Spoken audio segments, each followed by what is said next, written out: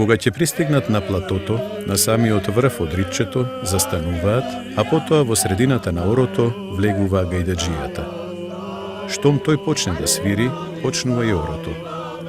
Орото го играат одлево надесно, притоа секој од долниот ред прави 2 чекора напред, 1 назад. Ова оро го покажува заедништвото и борбеноста на младите момчиња. Се вртат 3 пати во круг и потоа полека кулата се растура.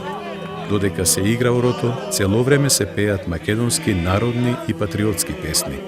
Откако ќе завршат со играњето на орото, учесниците од секоја кула за нивниот труд, за храброста и за успешното искачување и носење на кулите, од присутните луѓе се наградени со ракоплескање.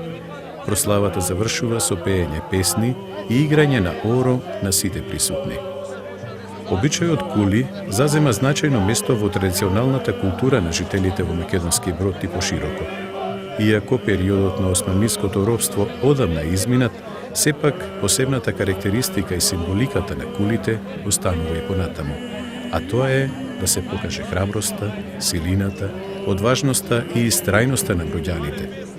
Обичајот представува фантастичен отслик на духовната сила која ја поседува македонскиот човек.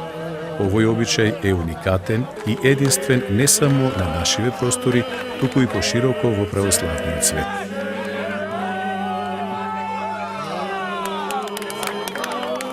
Гордост на општина Македонски Брод се великденските кули, бидејќи тоа е манифестација единствена не само на Балканот и во Европа и доста посетена од целата наша Република Македонија и од други соседни држави, можам да кажам и од сите европски земји доаѓаат во Македонски Брод да ги видат великденските кули.